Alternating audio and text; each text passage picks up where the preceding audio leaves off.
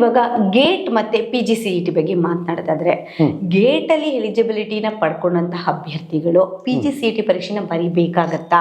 ಇನ್ನು ಸೀಟ್ ಕೊಡುವ ಹಂಚಿಕೆ ವಿಚಾರದಲ್ಲಿ ಇವರಿಗೆ ಫಸ್ಟ್ ಪ್ರಾಮಿನೆನ್ಸ್ ಕೊಡೋದಕ್ಕೆ ಕಾರಣ ಏನಿರುತ್ತೆ? ಇಲ್ಲಿ ಒಂದು ತಪ್ಪು ಕಲ್ಪನೆ. ಗೇಟು ಮತ್ತು PGCETಗೆ ಯಾವುದೇ ರೀತಿ ಸಂಬಂಧ ಇರೋದಿಲ್ಲ.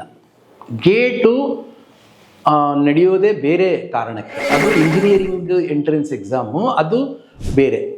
ಗೇಟ್ ಪಡೆದ ತಕ್ಷಣ PGCETಲಿ ಎಲಿಜಿಬಿಲಿಟಿ ಬರೋದೇ ಇಲ್ಲ. PGCET ನೀವು ತೆಗೆದುಕೊಳ್ಳೇಬೇಕಾಗತ್ತೆ. ಗೇಟ್ಗೂ ಇದಕ್ಕೂ ಯಾವುದೇ ರೀತಿ ಸಂಬಂಧ ಇರೋದಿಲ್ಲ. ಗೇಟ್ ತೆಗೆದುಕೊಂಡ್ರೆ MBA ಅಡ್ಮಿಷನ್ ಸಿಗೋದಿಲ್ಲ. ಓಕೆ.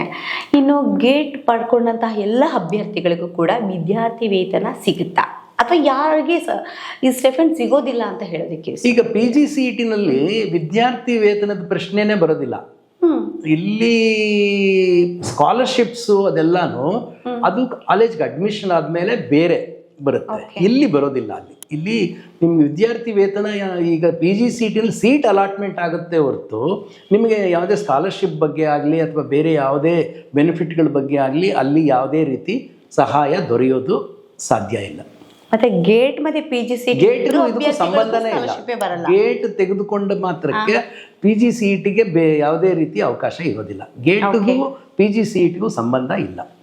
ಓಕೆ. ಸೊ ವಿದ್ಯಾರ್ಥಿ ವೇತನ ಅದಕ್ಕೆ ಅನ್ವಯ ಆಗೋದಿಲ್ಲ. ಅನ್ವಯ ಆಗೋದಿಲ್ಲ.